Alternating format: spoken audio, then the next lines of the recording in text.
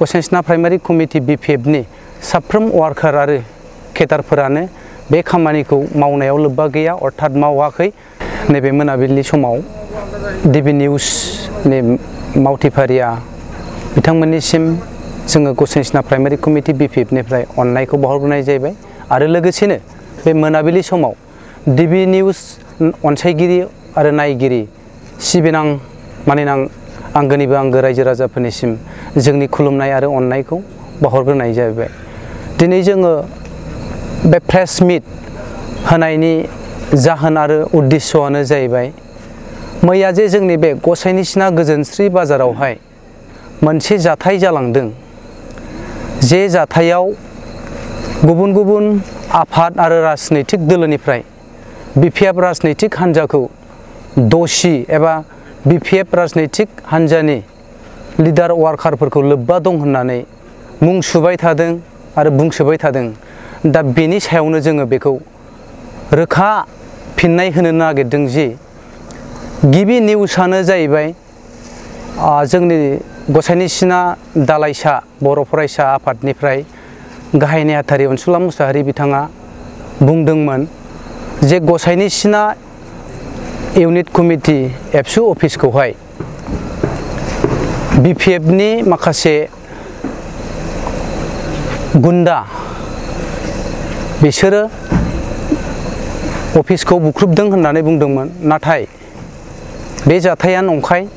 बे जाथायाव गसाइसिना primary committee BPFआ जेबो लोब्बा गैया आरो बिथाङा मुंबो खारिनो हाखायाखै अर्थात मुंबो बुंनो हाखायाखै। आरो बेनि उनावहाय जोंनि रामफलबिल आन्चलिक कमिटि एबसुनिफ्रायबो मोनसे बाइट होनाय जादोंमोन।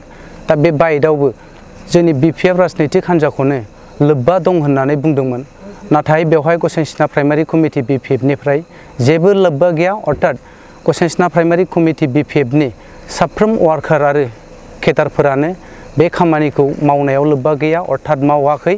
बेखौ जों गसाइसिना प्राइमारि कमिटि BPFनि जानानै रोखा बुंहरोदि आरो बिथांमोनहा बुंदों जे बै रामफलबिल आन्चलिक कमिटि एबसुनि बिबानगिरि बिथांमोनहा बुंदों जे धोरोम आरो BPFनि केन्डिडेट बे मानसिफोरखौहाय लोब्बा दं होननानै बा अर्थात बे जाथाय जानायाव बिसोरखौनो गुदि होननानै बुंदों। नाथाय ओनसोलनि जानाखि गुदि बा दखरा दालाइसा बर' फरायसा आफाद बिथांमोनहासो मुं खारिनांगौमोन। नाथाय बै गोजाननि बिथांमोनहा बोरै मुं खारिनो हाखो?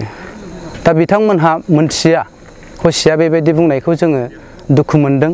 आरो लोगोसे दिनैनि 19 सेप्तेम्बर 2025 मायथाइनि दहाय बेलारोम समावहाय माखासे बिथांमोनहा जों BPFखौ मुं सुबावदों जे गावसोर जानाखि बुंदों बे बिथांमोननि बुंनायानो जाहैबाय गसाइसिना ओनसोलाव माखासे संगठनफ्रा मबिलाइज खालामनायखौ दुखु मोनाखै होननानै। नाथाय दुखुखौ मोनाखै जोंबो मिथिगौ। नाथाय बिथांमोनहाबो बाहाय जोंखौ सार्टिफाइ होनाय बायदिखौ जों मोनदों बा मावाखै होननायखौ जों बुजिनो मोनदों। मानो होनबा बिथांमोनहा बुंदों जे सिनायोमोनै। दा बिथांमोनहानो लकेलनि मानसिफ्रानो सिनायाखै, मुं गाबज्रिनानै बुंनो हायाखै। दा बेनि बेलायाव BPF सिनायाबा बोरै BPF होनबाय थानो हाखो? ओंखायनो जोङो बेखौ बिथा गैयै जायनाखि प्रेस मिट होबाय थादों बिथांमोनहा बेफोरनिफ्राय एसे सिरि थायोब्ला मोजां जागौ। मानोना सिनाया हसिया मोनसे राजनैतिक हान्जाखौ बेबायदि मुं सुबाय थानाय एबा बखिबाय थानाया जोबोद ओंथि गैयै आरो बिथा गैयै जायो। ओंखायनो जों खावलायहरदों दिनैनि बे मोनाबिलि समनि जायनाखि प्रेस बिबुंथि खावलायहरनो नागिरदों जे नोंथांमोनहा बेबायदि BPF मुं सुस्लायस्लाय BPFनि गसाइसिना प्राइमारि कमिटि BPFनि एगेन्स्टआव जायनाखि मुं सुनाय बे हाबाफारिखौ बन्द खालामोब्ला जों गोजोननाय मोनगोन। मानोना नोंथांमोनहानो रावखौबो सिनायाखै होननानै बुंखादों जेरावहाय। दा नोंथांमोनहा BPF सिनायाखैब्ला BPFनि कर्मकर्ताफोरखौ सिनायाखैब्ला नोंथांमोनहा BPF होननायनि मिनिङा बहा थागोन आरो बोरै जागोन बेलाय? BPF होननानै बोरै नोंथांमोनहा बुंनो हाखो बा बुंनो हागोन?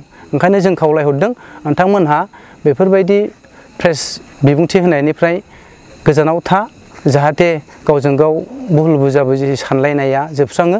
बेखौनो जोङो गसाइसिना प्राइमारि कमिटि BPFनि जानानै खावलायहरनाय जाहैबाय। गोजोन्थों।